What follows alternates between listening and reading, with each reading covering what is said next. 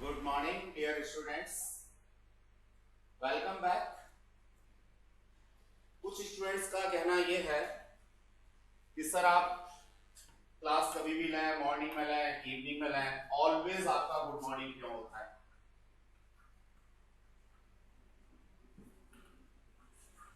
Dear students, ये English का good morning नहीं है, हिंदी का गुड मॉर्निंग है। जब जगो तब सवेरा, जब जागो तब सवेरा।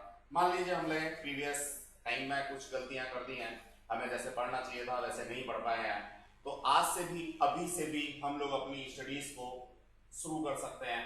आज से भी हम सारी चीजों को प्रॉपर कर सकते हैं, कंटिन्यूटी कर सकते हैं। इसलिए मैं ऑलवेज गुड मॉर्निंग बोलता हूँ। मेरे लिए कभी भी गुड इवनिंग या गुड नाइट कभी नहीं होता। मेरा अपना ऐसा मानना है कि गुड इवनिंग और गुड नाइट दोनों ही वर्ड्स जो हैं वो कहीं ना कहीं एक नेगेटिव वर्ड्स हैं, और जो पॉजिटिव वर्ड है वो मेरी नजर में सिर्फ और सिर्फ गुड मॉर्निंग है।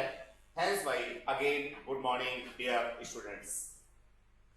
आज हम लोग एक नई यूनिट शुरू करने जा रहे हैं, जिसे हम लोग करंट इलेक्ट्रिसिटी के नाम से जानते हैं स्टूडेंट्स। करंट इलेक्ट्रिसिटी अपने आप में बहुत ही इंपॉर्टेंट यूनिट है for the purpose of 12th examination as well as competitive examinations. Dear students, यहां से क्वेश्चंस तो आपके बहुत सारे बनते ही हैं कॉम्पिटिटिव एग्जाम्स के एज वेल एज सीबीएसई के। साथ साथ जो प्रैक्टिकल एप्लीकेशंस हैं, जो एक्सपेरिमेंटल सेक्शन है, जो हम लोगों के यहाँ 30 मार्क्स का होता है, उसके अंदर मैं देखूं तो इसकी वेटेज बहुत ज्यादा है। जैसी मेरी अपनी हैबिट है, उसके अकॉर्डिंग सबसे पहले मैं ये बताना चाहूंगा कि इस पर्टिकुलर यूनिट में हम लोगों को पढ़ना क्या है, इसकी वेटेज क्या है। करंट इलेक्ट्रिसिटी एनसीईआरटी के करस्पॉन्डिंग थर्ड चैप्टर है, लेकिन सीबीएसई की सेकंड यूनिट है। सीबीएसई के अकॉर्डिंग इसका अभी तक का जो वेटेज है 2020 और 21 के लिए वो 8 मार्क्स का है। अप्रोक्सीमेटली जो क्लासेस हैं वो 18 क्लास हमें लगने वाली हैं। तो पहले से ही हम लोग माइंड मेकअप करके चलेंगे कि ऑलमोस्ट ये टाइम हम लोगों को लगेगा। देन आफ्टर 8 मार्क्स का जो हमारा थ्योरेटिकल कंटेंट है, इसके अलावा काफी सारा इसमें से experimental base as well as activity base हम लोगों को मिलता है, वो भी अभी हम लोग डिस्कस करेंगे। पढ़ना क्या है? Electric current. What do you mean by current? Electric तो बात की बात है, या फिर देखेंगे हम लोग करंट बोले तो एक कंटिन्यूअस फ्लो, वो किसी भी चीज का कंटिन्यूअस फ्लो हो सकता है। जस्ट लाइक अगर मैं एयर कंटिन्यूअस फ्लो करता हूं तो that will B air current. Water continuous flow करता हूं तो that is water current. Just like whenever a charge is flowing continuously, then it will be termed as electric current. That is the concept for electric current, dear students. जैसा कि हम लोगों ने first unit में किसी भी stationery charge के बारे में पढ़ा था, स्टैटिक चार्ज के बारे में पढ़ा था, अब हम बिल्कुल उसका उलट यहाँ पे पढ़ना चाहेंगे जब हमारा चार्ज मोशन में होगा। इवन दैट फर्स्ट यूनिट के या सेकंड चैप्टर के लास्ट में हमने जाकर के ये बात तो डिस्कस कर ली थी कि आखिर चार्ज फ्लो क्यों करता है और कि कहां से कहां फ्लो करेगा, क्यों फ्लो करेगा, कहां से कहां फ्लो करेगा। ये बात हम लोग पोटेंशियल्स के अंदर डिस्कस कर चुके हैं, फिर भी आज हम लोग ब्रीफ करेंगे। तो इलेक्ट्रिक करंट क्या है, ये बात मैंने अभी आप लोगों से डिस्कस की, जो हमारा कॉन्सेप्ट है। देन आफ्टर हम लोग flow of electric charge in conductors, specially conductors में ही हमारा कंडक्शन होता है, तो उन्हीं के बारे में हम लोगों को पढ़ना है। डाइलेक्ट्रिक्स में और इंसुलेटर्स में हमारा इलेक्ट्रिक चार्ज जो है वो फ्लो नहीं हो पाता, सिर्फ रिडिस्ट्रीब्यूशन ऑफ चार्ज हो सकता है डाइलेक्ट्रिक्स में। तो हम लोग यहां सिर्फ कंडक्टर्स के बारे में ही पढ़ेंगे। ये एक अलग बात है कि कंडक्टर्स डिफरेंट टाइप के हो सकते हैं, उनके अपनी डिफरेंट कैरेक्टरिस्टिक्स होती हैं, वो भी हम लोग यहाँ डिस्कस करेंगे। Then after drift velocity. What is drift? Drift का मतलब होता है बच्चों खिसकना, ठीक है ना। तो अगर कोई चीज खिसक रही है यानी वेरी लिटिल वेलोसिटीज के साथ में ट्रेवल कर रही है, तो that will be termed as drift. तो हम लोग यहाँ चार्ज के ड्रिफ्ट होने की बात करेंगे, तो ड्रिफ्ट वेलोसिटी पढ़ेंगे। Then after mobility, no doubt drift velocity को ही इलेक्ट्रोस्टैटिक फील्ड के टर्म्स में हम लोग जब डिनोट करते हैं तो उसे मोबिलिटी कहते हैं। आगे हम लोग इसको डिफाइन करेंगे। रेसिस्टेंस, ऑब्स्टिकल्स की जहां भी बात आएगी करंट के रास्ते में, चार्ज के फ्लो के रास्ते में जहां भी ऑब्स्टिकल्स की बात आएगी तो उसे हम लोग इलेक्ट्रिकल रेसिस्टेंस के नाम से जानेंगे। ये बात हम लोगों को यहाँ पे पढ़नी है। ओम्स लॉ देखने में बड़ा आसान सा लगता है, V इक्वल्स टू IR सब लोग पढ़ के आए हैं, लेकिन बच्चों बड़े काम का है। इसकी लिमिटेशंस स्पेशली हम लोगों को ध्यान में रखनी है। लिमिटेशंस हम लोग पढ़ेंगे कि ओम्स लॉ की लिमिटेशंस क्या है। डियर स्टूडेंट्स, नेक्स्ट मैं आगे बढ़ना चाहता हूं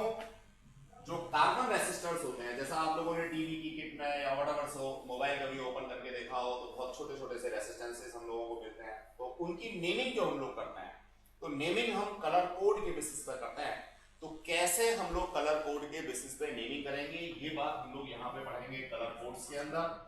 देन आफ्टर जो हमारे रेसिस्टर्स हैं उनके ऊपर एक्सटर्नल इफेक्ट्स जैसे लाइक टेम्परेचर है, प्रेशर है, व्हाटएवर सो उनकी लेंथ है, इन सब का क्या असर होता है, क्या इफेक्ट पड़ता है, ये हमारे सिलेबस में है इस यूनिट के अंदर। Then after EMF, electromotive force, कहने के लिए फोर्स है लेकिन फोर्स होता नहीं है, क्या होता है हम लोग पढ़ेंगे इस यूनिट में। देन आफ्टर डियर स्टूडेंट्स, मैं बात करना चाहूंगा करंट और पोटेंशियल के मेजरमेंट के बारे में। That will B come in Kirchhoff's law. Kirchhoff law हमें ये बताएंगे कि हम किस तरह से करंट या पोटेंशियल्स का मेजरमेंट कर सकते हैं। इनकी सिंपल एप्लीकेशंस की फॉर्म में हम लोगों को व्हीटस्टोन ब्रिज मिलेगा, हम लोगों को पोटेंशियोमीटर मिलेगा। तो ये हमारा एक्सपेरिमेंटल बेस सारा का सारा बनता है, potentiometer as well as Wheatstone bridge, resistivity, resistance. तो यहीं से हमारा जो एक्सपेरिमेंटल फिजिक्स है वो शुरू हो जाती है। फर्स्ट यूनिट में हमने देखा था तो सिर्फ एक्टिविटीज कुछ थोड़ी बहुत हम लोग कर सकते थे, कुछ चीजों को दिखा सकते थे प्रैक्टिकली, लेकिन हम लोग यहाँ पे जो 30 मार्क्स का हमारा कंटेंट है एक्सपेरिमेंट्स वाला, उसके बारे में भी बात करेंगे। काफी कुछ कंटेंट हम लोगों को यहाँ मिलने वाला है। सेल्स, बेसिकली सेल्स क्या होते हैं, बैटरीज क्या होती हैं, सेल्स के अंदर किस तरीके से उनका इंटरनल रेजिस्टेंस इफेक्टिव होता है, ये सब हमारा इस यूनिट के अंदर आएगा, हम लोग पढ़ेंगे। बच्चों अगर मैं एक्सपेरिमेंट्स की बात करना चाहूं तो इस यूनिट में से हमारे ये कई सारे एक्सपेरिमेंट हैं जो सिलेबस में हैं। इनमें से कुछ एक्सपेरिमेंट्स आप लोगों के स्कूल्स में लगवाए जाते हैं। ये सीबीएसई की जो साइट है वहां से मैंने पिकअप करके आपको बताया हुआ है। सबसे पहले हम टू डिटरमाइन रेसिस्टिविटी की बात करेंगे। रेसिस्टिविटी किस तरह से फाइंड आउट करें, यूनिट के एंड में जाकर के हम ये एक्सपेरिमेंट्स भी कराएंगे। शायद आप लोगों को ये बात तो अच्छे से पता होगी कि जितने भी हमारे सीबीएसई बोर्ड के प्रैक्टिकल एग्जामिनेशंस हैं वो सारे हम अपनी लैब में कराते हैं, हमेशा से कराते रहे हैं, तो उनके लिए आप चिंता ना करें। अगर जरूरत महसूस हुई तो इस यूनिट के एंड में भी कुछ एक्सपेरिमेंट्स आप लोगों को करा देंगे। Then after resistance, to find the resistance of a given wire, standard resistance using meter bridge. Meter bridge का यूज हम रेजिस्टेंस फाइंड आउट करने के लिए किस तरह से करेंगे, एक एप्लीकेशन है, ये बात हम लोग सीखेंगे, यही सीखेंगे, लैब में सीखेंगे। देन आफ्टर जो सीरीज एंड पैरेलल कॉम्बिनेशन है इसका, रेसिस्टेंसेस का, जिसको आप लोग 10th में भी पढ़ के आए हो, इवन हम लोगों ने कैपेसिटर्स की कॉम्बिनेशन पिछली यूनिट में भी पढ़ी है, पिछले चैप्टर्स में भी पढ़ी है। तो वहां हमने ये कहा था कि अगर करंट को फ्लो होने के लिए एक ही रास्ता मिलता है, सिर्फ और सिर्फ एक ही रास्ता मिलता है, then it will be termed as series combination. तो वो प्रैक्टिकली हम लोगों को यहाँ पे लगा के दिखाना है, यहाँ से प्रैक्टिकली वैल्यूज को हमें शो करना है, और किसकी हेल्प से, मीटर ब्रिज की हेल्प से। मीटर ब्रिज भी हम यही पढ़ेंगे और उसका एप्लीकेशन भी हम लोग यही पढ़ेंगे। जब तक हम थ्योरी में मीटर ब्रिज नहीं पढ़ेंगे स्टूडेंट्स, तब तक नो डाउट हम प्रैक्टिकल भी नहीं कर सकते। तो पहले हम थ्योरी में पढ़ेंगे, देन आफ्टर हम लोग बात करेंगे। चलिए, इसके बाद में एक जो नेक्स्ट डिवाइस है जिसको हम लोगों ने इसी यूनिट के अंदर पढ़ना है, दैट इज पोटेंशियोमीटर। तो पोटेंशियोमीटर का यूज हम लोग करेंगे ईएमएफ कंपैरिजन के लिए। ध्यान रहे बच्चे, मैं यहाँ पे मेजरमेंट यूज नहीं कर रहा हूँ। वर्ड मेजरमेंट और कंपैरिजन थोड़ा सा फर्क है। कैसे फर्क है, I will discuss it in same unit. Then after internal resistance, देखिए इंटरनल रेजिस्टेंस के बारे में थोड़ा सा ब्रीफ कर दूं। किसी भी सेल का, किसी भी बैटरी का जो इंटरनल रेजिस्टेंस है स्टूडेंट्स, वो तभी इफेक्ट में आता है जब एक्सटर्नल रेजिस्टेंस हो, और जब एक्सटर्नल रेजिस्टेंस होगा तो हम इंटरनल रेजिस्टेंस को मेजर कर पाएंगे। कैसे मेजर कर पाएंगे, बड़ा ही कॉम्प्लिकेटेड टास्क है आज अगर मैं देखता हूं तो, लेकिन जैसे ही मेरी ये यूनिट कंप्लीट होगी, जैसे ही मैं ये सारा डिस्क्रिप्शन कंप्लीट करके छूंगा, मेरे को ये बात अच्छे से आ जाएगी कि मैं किस तरह से इंटरनल रेजिस्टेंस फाइंड आउट कर सकता हूं। देखो स्टूडेंट्स, रेजिस्टेंस बोले तो ऑब्स्टिकल्स, किसी भी सेल, आप लोग अपने मोबाइल में बैटरी यूज करते हो, टॉर्च में सेल यूज करते हो, आप लोग व्हाटएवर सो रिमोट में सेल यूज करते हो। अब किसी भी सेल के अच्छा या खराब होने की जो सबसे अच्छी पहचान है, वो पहचान है उसका इंटरनल रेजिस्टेंस। किसी भी सेल का अगर इंटरनल रेजिस्टेंस कम होगा तो वो उतना ही अच्छा माना जाएगा। तो यहां से एक हमारा प्रैक्टिकल अप्रोच वाला बहुत सुंदर सा इन्वेस्टिगेटरी प्रोजेक्ट भी बन जाता है कि हम डिफरेंट कंपनियों के सेल्स को उठाएं मार्केट से, उठाने का मतलब परचेज करके लाएं, ठीक है, और उन सारे सेल्स का इंटरनल रेसिस्टेंस हम लोग डिटरमाइन करें और इंटरनल रेसिस्टेंस के बेसिस पे हम ये डिटेल स्टडी बता दें या हम अपने लिए यूज कर लें कि भाई फलाना कंपनी का जो सेल है उसका इंटरनल रेसिस्टेंस सबसे कम है, वो सबसे अच्छा होगा यूज में, वैल्यू फॉर मनी होगा। तो ये काम हम लोग कर पाएंगे इस यूनिट के बाद। इसी तरह से कोई भी अगर सेल रिमोट में बहुत दिन तक मैं यूज करता रहा, पता लगा कि साहब अब वो काम नहीं कर रहा, तो क्यों काम नहीं कर रहा, आई विल कंपेयर इट एक नए सेल के साथ में एक पुराने सेल के इंटरनल रेसिस्टेंस को मैं कंपेयर करना चाहूंगा। कंपैरिजन पे मैं ये फाइंडिंग्स लेकर के आऊंगा, एक्सपेरिमेंटली फाइंडिंग्स लेके आऊंगा। बड़ा ही इंटरेस्टिंग कॉन्सेप्ट है स्टूडेंट कि जो मेरा पुराना सेल होगा, जो डैमेज सेल होगा, उसका इंटरनल रेसिस्टेंस ऑब्वियसली काफी ज्यादा होगा किसी भी नए सेल के कंपैरिजन में। तो बच्चों बड़े इंटरेस्टिंग से कॉन्सेप्ट हम लोगों को यहाँ पे मिलते हैं। फिर इसके बाद कुछ एक्टिविटीज हैं। देखो बच्चों, एक्टिविटी भी हमारे सिलेबस के अंदर इंक्लूडेड है, आप सबको ये बात पता होगी। एक्टिविटी में क्या होता है, हम लोगों को रिकॉर्ड मेंटेन करना होता है। फाइनल एग्जामिनेशन में जो हमारे एक्सटर्नल एग्जामिनर आते हैं, हमारे जो इंटरनल एग्जामिनर होते हैं, उनके सामने परफॉर्म करके भी दिखानी होती है। और तो एक्टिविटी बोले तो प्रैक्टिकल वर्क, बिल्कुल करके दिखाना है, रीडिंग नहीं लेनी होती, आपको सिर्फ करके दिखाना होता है। तो there are certain activities which are included related to this content unit number 2 यानी कि करंट इलेक्ट्रिसिटी। चलिए यहां हम लोग एक हाउस होल्ड सर्किट बना करके दिखाते हैं। जैसे हमारे घरों में बल्ब लगे होते हैं, ट्यूब लगी होती है, ऐसा एक सर्किट बना करके दिखाते हैं कि किस तरीके से सर्किट काम करेगा। Then after assemble components of a given electrical circuit. कोई इलेक्ट्रिकल सर्किट है, उसके डिफरेंट कंपोनेंट्स जो मेरे डीसी में काम करते हैं, डायरेक्ट करंट्स में काम करते हैं, I will discuss it later. Then after potential drop के बारे में हम लोग बताना चाहेंगे कि कोई भी रेजिस्टेंस वायर है तो उसके अक्रॉस किस तरह से पोटेंशियल मेरा कम होता चला जा रहा है, मैं यहां शो करूंगा, शो करके दिखाऊंगा आप लोगों को, आप सीखेंगे और फिर वही काम आप अपने फाइनल एग्जामिनेशन में अपने टीचर के सामने करके दिखाएंगे। Then after we are what draw a diagram of given open circuit, at least battery, resistance, rheostat, whatever. ये कई सारी डिवाइसेस हम लोग यहाँ पे सीखेंगे, बहुत कुछ है, lots of things are to learn here. इस यूनिट के अंदर प्रैक्टिकली बहुत कुछ सीखने के लिए हम लोगों को मिलता है, जिसका यूज हम लोग डेली लाइफ में खूब करते हैं। अब छोटे छोटे से काम, एक स्विच खराब हो गया, इलेक्ट्रिशियन के भरोसे बैठे हुए हैं, लॉकडाउन हो गया, इलेक्ट्रिशियन भी नहीं आ रहा, अब हमारे बाथरूम में बल्ब ही नहीं है साहब, बाथरूम में हमारे में लाइट ही नहीं है साहब, पढ़ने बैठे हमारी ट्यूबलाइट खराब हो गई, कोई चेंज करने वाला ही नहीं है साहब। तो ये सब चीजें आप जो है इंडिपेंडेंट हो जाएंगे अगर इस यूनिट को प्रैक्टिकली करते हैं, दिल से करते हैं। मार्क्स तो आपके आएंगे ही आएंगे। आईआईटी में सिलेक्शन की बात है तो बच्चों इस यूनिट के बिना आईआईटी में सिलेक्शन नहीं हो सकता, नो डाउट अपने आप में बहुत ही इंपॉर्टेंट यूनिट है। Then after we are going for what, diode, LED, resistor, capacitor, एक मिक्स कनेक्शन हम लोगों को मिलेगा हमारे एग्जामिनेशन में। उसमें से प्रैक्टिकली हम लोगों को छांट के बताना है, सेग्रीगेट करना है कि कैपेसिटर कौन सा है, एलईडी कौन सी है, डायोड कौन सा है। तो we will pursue all these things inside this content. तो बच्चों ये ब्रीफिंग थी कि इस यूनिट के अंदर हम लोगों को क्या क्या करना है।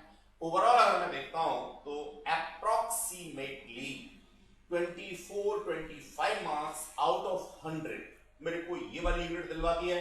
अगर मैं इसकी एक्टिविटी, एक्सपेरिमेंट, थ्योरेटिकल, न्यूमेरिकल सारा कुछ कर लेता हूं तो इस तरह से अगर मैं देखता हूं तो पूरी फिजिक्स में सबसे ज्यादा वेटेज इसी यूनिट का है students.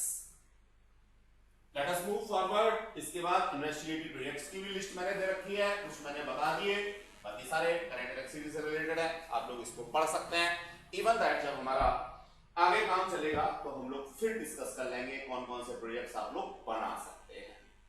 Then after I am coming towards our content. शुरुआत कहां से होती है? सबसे पहले करंट इलेक्ट्रिसिटी क्या है, शुरुआत होती है स्टूडेंट यहां से।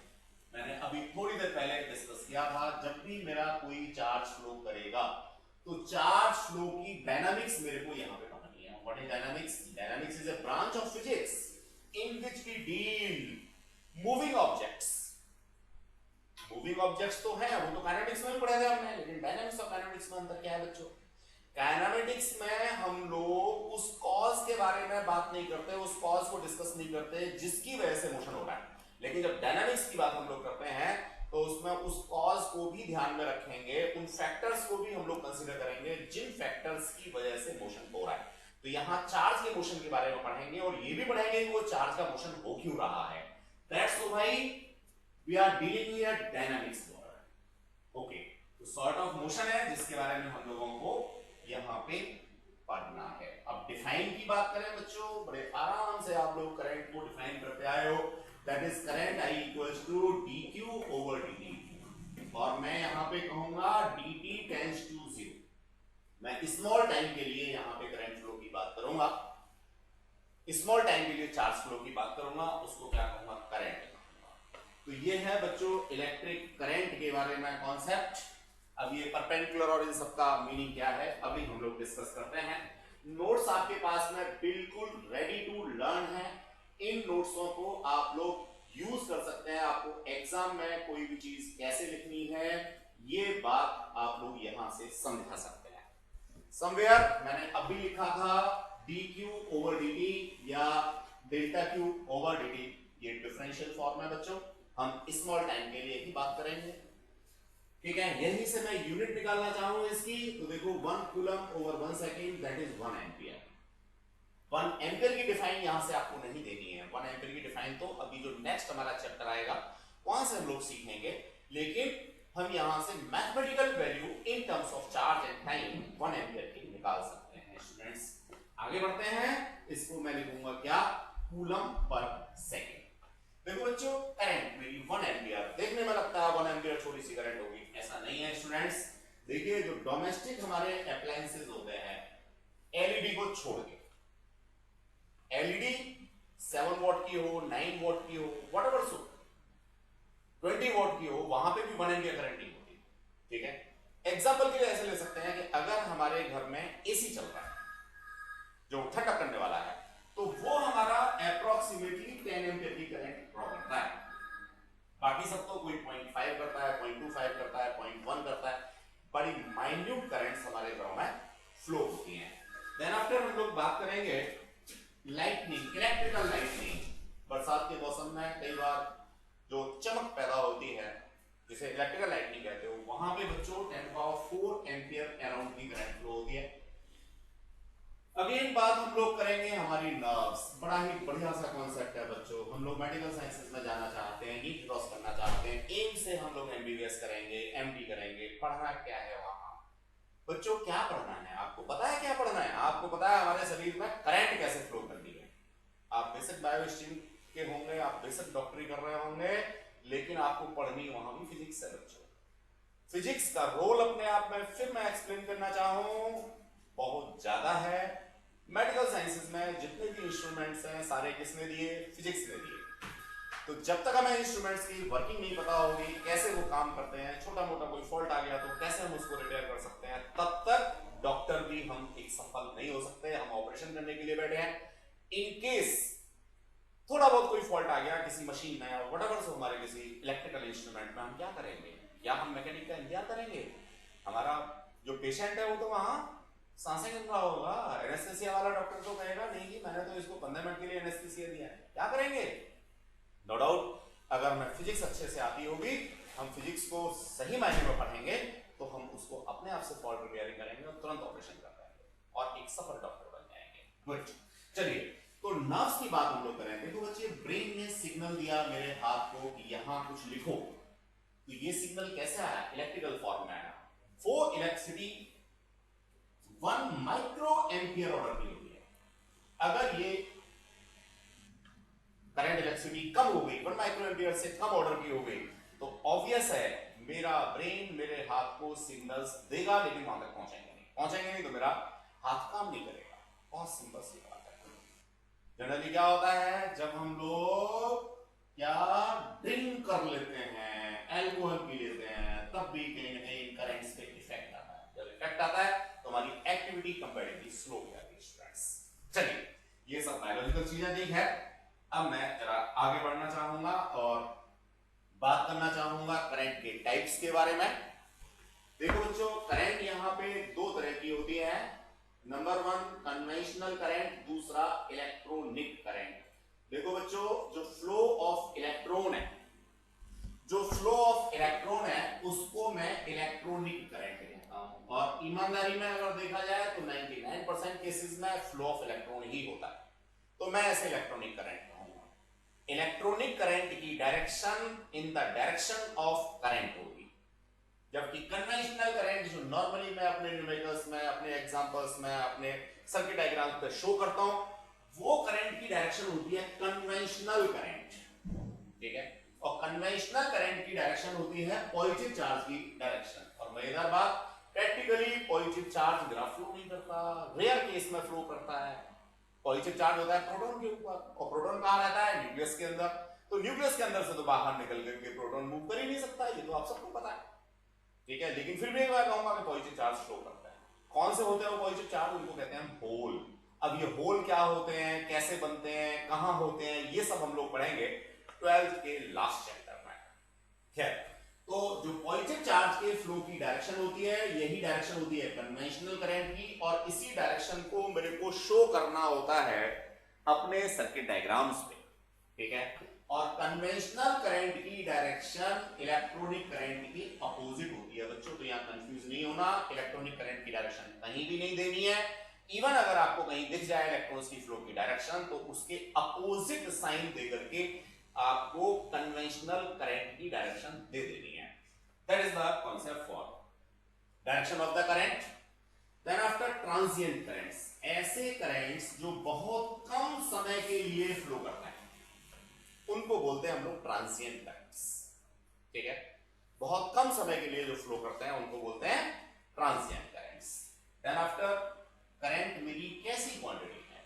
Although current is a scalar quantity, इसकी अपनी कोई डायरेक्शन नहीं होती, स्केलर है, लेकिन बावजूद इसके हमें एक एरो हेड के थ्रू करंट की डायरेक्शन को शो हमेशा करना होता है। कैसे शो करना होता है? शो करना होता है किसी भी सेल या बैटरी के पॉजिटिव टर्मिनल से बैटरी के नेगेटिव टर्मिनल की तरफ, वो भी कहां? बैटरी के बाहर, आउटसाइड।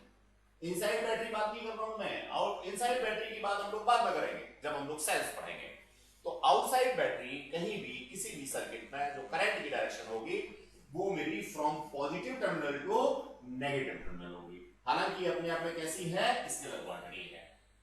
अगर कोई कंडक्टिंग वायर मेरा है तब क्या होगा? कंडक्टिंग वायर है तो ऑब्वियसली कंडक्टिंग वायर को जैसे जैसे मैं घुमा दूंगा वैसे वैसे मेरी करंट जो है वो चलेगी। तो डायरेक्शन यहां पे करंट की सिर्फ पॉजिटिव से नेगेटिव टर्मिनल की तरफ ये हमें देनी है, और जैसे जैसे मेरा वायर होगा वैसे वैसे करंट मेरी चलेगी। तो स्केलर क्वांटिटी है बच्चों, ये बात हम लोगों को यहां मैंने दिया हुआ है, current is scalar quantity, but whenever we are going to compute currents then we have to follow simply algebraic relations. Algebraic relation बोले तो किसी भी क्वांटिटी को उसका पॉजिटिव या नेगेटिव साइन देकर के ऐड करना, ये कहलाता है मेरा सिंपल अलजेब्रिक एडिशन। चलिए अब हम लोग बात करना चाहेंगे बच्चों आगे, और ये भी जो हमने थोड़ा सा पढ़ा इसके बेसिस पर कुछ न्यूमेरिकल्स की बात करेंगे। यहां बहुत अच्छे अच्छे न्यूमेरिकल्स आपको मिलेंगे, आपने सोचा भी नहीं होगा कि इतनी जल्दी न्यूमेरिकल आ जाएगा। हमने पढ़ा ही कुछ नहीं, हमने तो बड़ा पुराना सा फॉर्मूला पढ़ा, क्या? I equals to dq over dt। इसी के बेसिस पे यहाँ न्यूमेरिकल्स हैं, और कुछ न्यूमेरिकल्स हम लोग यहाँ करेंगे, बाकी के न्यूमेरिकल्स आपका असाइनमेंट है, ये बात आपको अच्छे से पता होगी। असाइनमेंट के लिए आप कोई दूसरी बुक कंसल्ट करते हैं, यू आर मोस्ट वेलकम, लेकिन हमारे ये वाले जो नोट्स हैं ये अपने आप में एडिक्वेट है स्टूडेंट्स। इसमें हमने डिफरेंट टाइप के जो एग्जांपल्स हैं, न्यूमेरिकल्स हैं, उनको इंक्लूड किया हुआ है। आप सबसे पहले इनको करें, सिलेक्टेड है, इसके बाद आपका मन है कहीं से भी करें। बाकी हमारा जो अपना ऐप है उसके अंदर हम लोग असाइनमेंट्स अपलोड करते रहते हैं, तो आप वो असाइनमेंट्स कर सकते हैं। चलिए क्वेश्चन है, हाउ मेनी इलेक्ट्रॉन्स, यानी मेरे को इलेक्ट्रॉन्स की नंबर पता करनी है, pass through a lamp in 1 minute, time दे रखा करंट दे रखा है 300 मिली एम्पियर।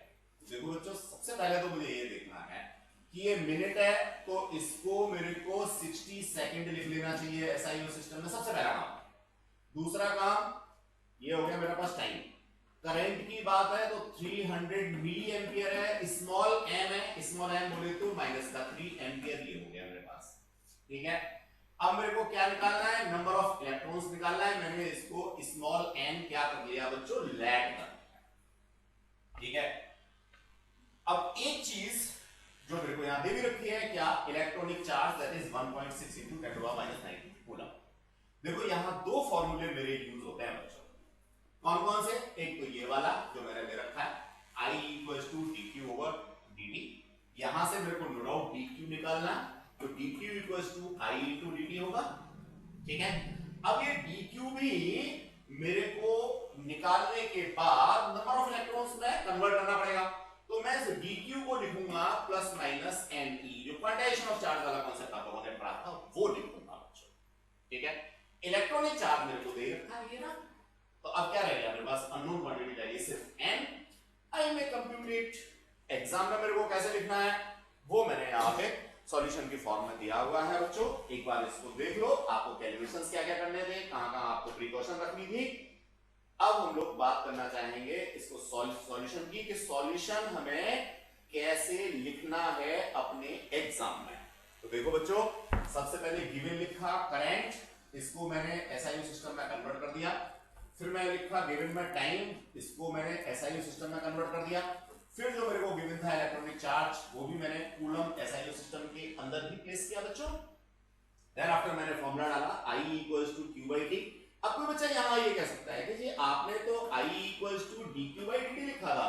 देखो दोनों ही चीजें हैं, ये मेरा डिफरेंशियल फॉर्म है और ये मेरा एक तरीके से नॉर्मल फॉर्म है, एवरेज करंट के लिए है, तो आप दोनों में से कोई भी यूज करेंगे, there is no problem at all. अब Q को मैंने रिप्लेस कर दिया Ne से।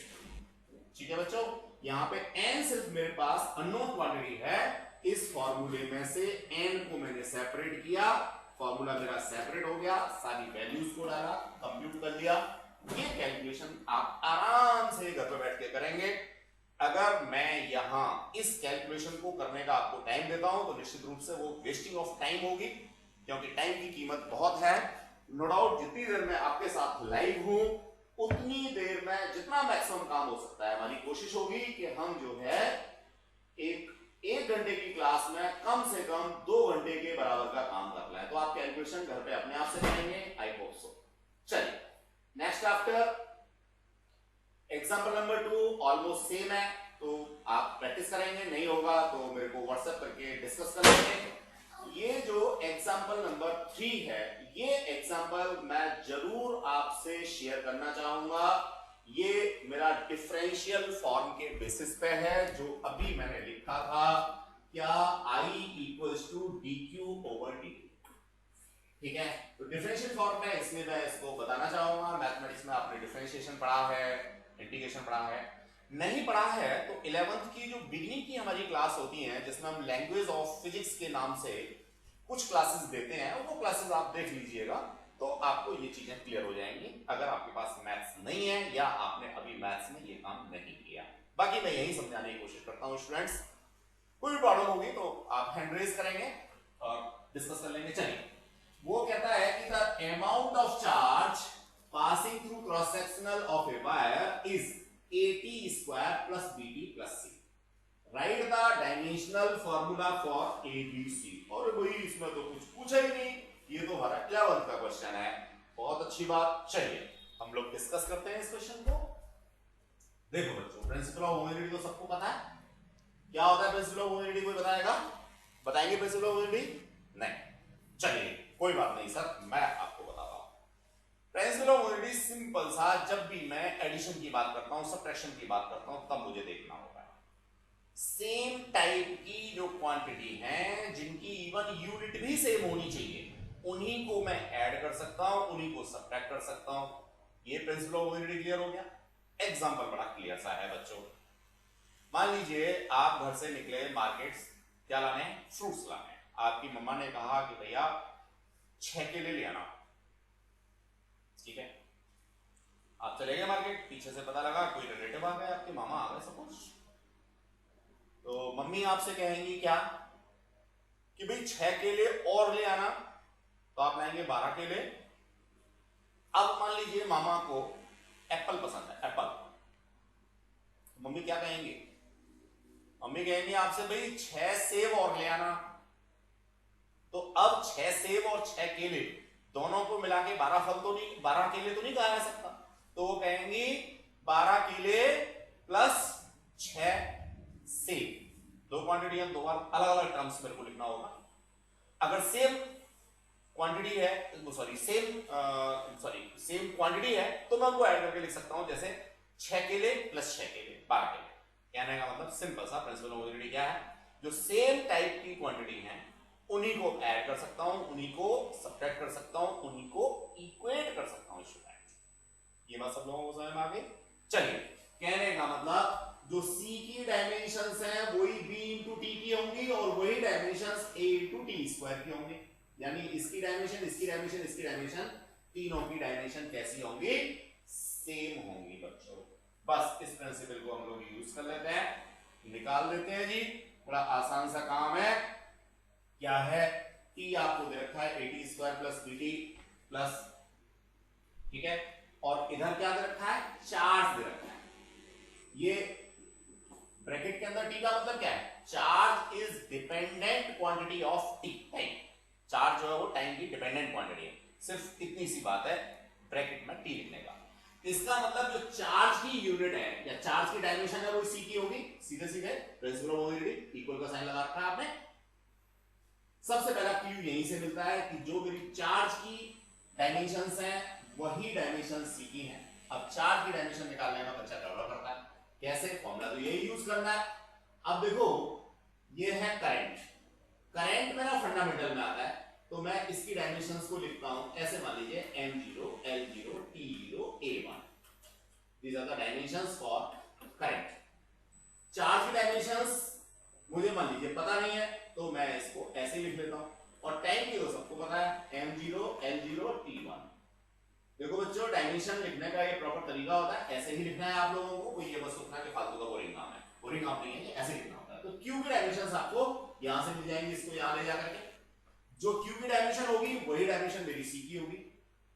अब जो C की डायमेंशन होगी वही मेरी B इंटू T की होगी। T की डायमेंशन मुझे पता है, C की डायमेंशन मैं निकाल चुका हूं, तो C upon T equals to, ये मेरे पास क्या आ गया? B की डायमेंशन आ गई। बिल्कुल इसी तरह से जो C की डायमेंशन है वही होंगी AT स्क्वायर की।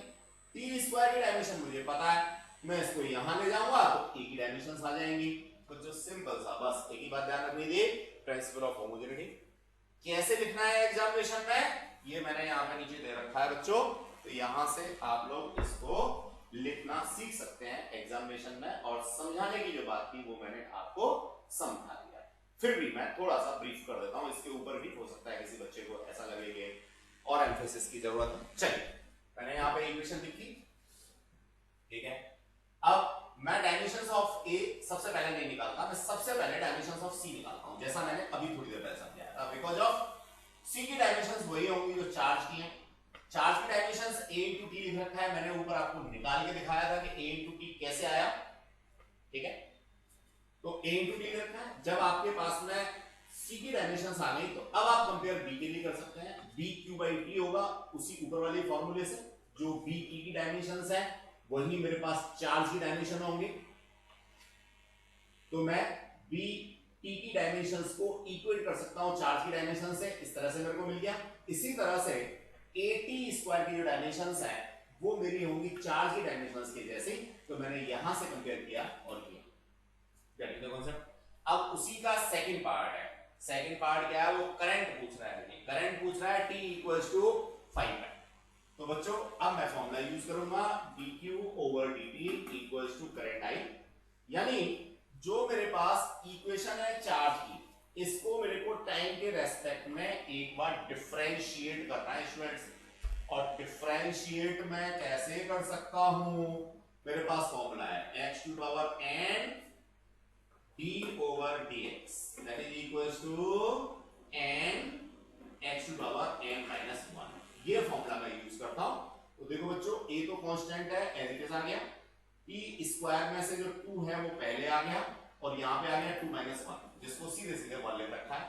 The same concept is here dt, dt में t की पावर कितनी है 1, तो 1 मेरा आगे आ गया जिसको लिखा नहीं है। अब t की पावर यहाँ पे क्या बचेगी, t की पावर बचेगी 1 - 1, 1 - 1 का मतलब 0, इसका मतलब ये खत्म हो गया। तो इस तरह से मेरे को मिल गया 280 प्लस t, ये मेरे को करंट की वैल्यू मिल गई बच्चे। अब इस करंट की वैल्यू को at the time of 5 second निकालना है, तो मैं क्या करूंगा, 2 की जगह पे अपना 2, t की जगह पे 5, ठीक है। और अच्छा a की वैल्यू भी दे रखी थी क्या, नहीं दे रखी थी, दे रखी होगी ऊपर, a की वैल्यू दे रखी होगी, तो एक a की वैल्यू है और एक t की वैल्यू है, ठीक है। फिर b की वैल्यू आपको दे रखी है, तो आपने यहां से कंप्यूट करके आंसर अपना निकाल दिया। That is the concept regarding to this particular question. तो जो मेरा पर्पस था दोनों ही पूरे हो गए, डायमेंशंस भी आपने देख ली, और किस तरह से हम लोग डिफरेंशिएट करके चार्ज को इन टर्म्स ऑफ करंट लेकर के आते हैं, ये बात भी बच्चों हम लोगों ने यहां से सीख ली। आज की क्लास में मैं कंटेंट इतना ही रखूंगा, नेक्स्ट चीजें हम लोग अगली क्लास में करेंगे, ठीक है। गुड, बाकी की बातें नेक्स्ट क्लास में। Keep safe, be safe. Thank you dear students.